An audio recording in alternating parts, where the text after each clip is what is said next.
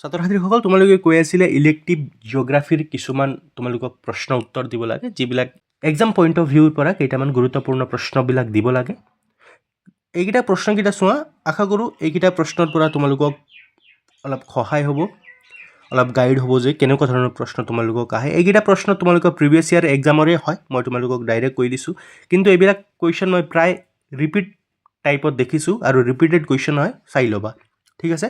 ভূগোল বিষয়ৰ এটা শাখা হিচাপে পৰিৱেশ ভূগোল অধ্যয়ন কৰা দুটা প্ৰধান বিষয় উল্লেখ কৰা প্ৰশ্নটো সুধিছে এইটো ৰিপিট মই দেখিলোঁ সেইকাৰণে তোমালোকক দি দিছোঁ লগতে চোৱা উত্তৰ আমেৰিকা মহাদেশৰ দুটা গুৰুত্ব হ্ৰদৰ নাম লিখা লগতে আমেৰিকা যুক্তৰাষ্ট্ৰৰ মধ্য সমভূমি অঞ্চলৰ যিকোনো দুটা ভাগৰ নাম লিখা বা লগতে আমেৰিকা যুক্তৰাষ্ট্ৰৰ দুটা উদ্যোগ অঞ্চলৰ নাম লিখা অৰ্থাৎ তোমালোকে মহাদেশসমূহৰ বিষয়সমূহ যিবিলাক সাব কণ্টিনেণ্ট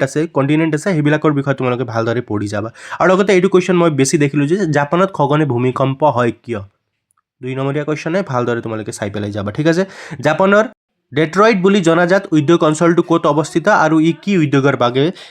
উদ্যোগৰ বাবে বিখ্যাত এনেকুৱা ধৰণৰ কুৱেশ্যনবিলাক এইবিলাক কুৱেশ্যন চাই যাবা তোমালোকৰ কাৰণে অলপ সুবিধা হৈ যাব পাৰে এক্সামৰ কাৰণে সহায় হ'ব পাৰে ঠিক আছে আৰু দুইটামান যিবিলাক উত্তৰসহ মই তোমালোকক ইয়াত দি দিছোঁ এইকেইটা তোমালোকে প্ৰশ্নসমূহ ভালদৰে চাই দিবা তোমালোকৰ কাৰণে উত্তৰসহ দি দিছোঁ তোমালোকক কিছু নহয় কিছু নিশ্চয় ইয়াৰ পৰা সহায় হ'ব আৰু লগতে তোমালোকে ভালধৰণে গোটেইকেইটা 6টামান লেশ্যন আছে গোটেইকেইটা ভালদৰে এবাৰ পঢ়ি দিলে তোমালোকৰ নিশ্চয় ভাল হ'ব কিয়নো ইলেক্টিভ ছাবজেক্ট তুমি নিজে চুজ কৰি পেলাই লৈছা চ' ইমান ভয় খাব নালাগে কিয়নো তোমাৰ ওপৰত বিশ্বাস ৰাখিয়ে তুমি এটা ছাবজেক্ট চুজ কৰিছা সেইবাবে এইটো চোৱা জাপান দেশৰ বিষয়ে তোমালোকক বহুত কুৱেশ্যন খোদা মই দেখিছোঁ সেইবাবে তোমালোকক এটা দি দিছোঁ জাপান দেশৰ এটা ভৌগোলিক পৰিচয় দাঙি ধৰা এইবিলাক কুৱেশ্যনবিলাক তোমালোকে ভালদৰে নোটিছ কৰিবা ঠিক আছে আৰু লগতে মই কৈ আছিলোঁ তোমালোকে যেতিয়া নিজেই ছাবজেক্টটো চুজ কৰিছা সেইবাবে ভালদৰে পঢ়ি দিবা এক্সামটো ভাল হ'ব আৰু তোমালোকক কেইটামান ক্ষুদ্ৰ উত্তৰটো বাছি উলিয়াই ইয়াত দিয়া গৈছে সমুদ্ৰ পৃষ্ঠৰ স্থলভাগৰ পৰিমাণ তোমালোকে চোৱা অপশ্যনকেইটা দিয়া গৈছে তলত কোনটো অঞ্চলত চিৰসেউজীয়া অৰণ্য পোৱা যায় আৰু চিৰসেউজীয়া অৰণ্য থকা অঞ্চল এইবিলাক কুৱেশ্যন প্ৰিভিয়াছ ইয়াৰ এক্সামৰ হয় এইবিলাক আহি থকা ৰিপিটেড কুৱেশ্যন হয় সেইবাবে মই তোমালোকক দি দিছোঁ এইকেইটা তোমালোকে ভালদৰে চাই পেলাই যাবা বায়ুমণ্ডল কাৰ্বন ডাই অক্সাইডৰ অনুপাত হ'ল 2014 চনতে সোধা প্ৰশ্ন হয় এইটো তোমালোকে এইকেইটা ভালদৰে চাই ল'বা ঠিক আছে আৰু লগতে তোমালোকে ইয়াত কেইটামান আৰু তোমালোকক দি দিছোঁ সেইবিলাক তোমালোকে গোটেইকেইটা চাই ল'বা যেনে পৃথিৱীৰ ভূপৃষ্ঠৰ মাটি আৱৰি আছে 2016 চনতে অহা কুৱেশ্যন হয় এইটো বৰ্তমান পৃথিৱীৰ সন্মুখীন হোৱা আটাইতকৈ ডাঙৰ পাৰিৱেশিক সমস্যা এইবিলাক দিয়া আছে তোমালোকে চাই ল'বা ঠিক আছে আৰু তলৰ কোনটো হিমবাহৰ ক্ষয়জনিত অৱয়ব ঠিক আছে তোমালোকে এইকেইটা কুৱেশ্যন ভালদৰে চাই ল'বা নেক্সট তোমালোকে অলপ লং টাইপত তোমালোকে এইবিলাক কুৱেশ্যন চোৱা ভাৰতৰ 3টা শিল্প অঞ্চলৰ নাম উল্লেখ কৰা বা উলুমা উপত্যকা কি হিমবাহ উপত্যকাৰ আকৃতি ছবি আঁকি দেখুওৱা তোমালোকে চিত্ৰ অংকন ভালদৰে চাই ল'বা গোলকীয় উত্তাপ বৃদ্ধি মানে কি ইয়াৰ প্ৰধান কাৰণসমূহ চাই দিবা আমেৰিকা যুক্তৰাষ্ট্ৰৰ প্ৰধান উদ্যোগ অঞ্চলসমূহৰ নাম লিখা তাৰে যিকোনো এটাৰ বিতং বিৱৰণ দিয়া আমেৰিকা যুক্তৰাষ্ট্ৰৰ অৰ্থনীতিত কৃষিৰ ভূমিকা কেনেকুৱা চমুকৈ লিখা বা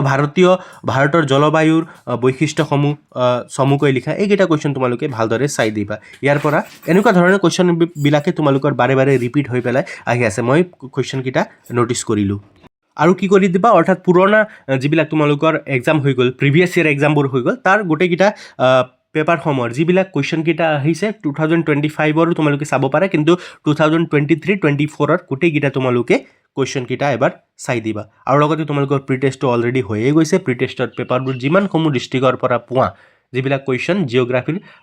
আপলোড কৰা হৈছে ময়ো তোমালোকৰ লখিমপুৰ ডিষ্ট্ৰিক্টৰ এটা আপলোড কৰি দিছোঁ সেইটো তোমালোকে চাই দিব পাৰিবা ঠিক আছে তেনেকুৱা কুৱেশ্যনবিলাক কালেক্ট কৰি পেলাই তোমালোকে ভালদৰে পঢ়া শুনা কৰিলে হৈ গ'ল ইয়াত চোৱা কোনটো প্ৰাকৃতিক অঞ্চলৰ তুন্দ্ৰা অঞ্চল হিচাপে জনা যায় তুন্দ্ৰা অঞ্চলত বাস কৰা দুটা আদিবাসীৰ নাম লিখা আমেৰিকা যুক্তৰাষ্ট্ৰৰ বৃহৎ সৰোবৰ অঞ্চলৰ 3টা হ্ৰদৰ নাম লিখা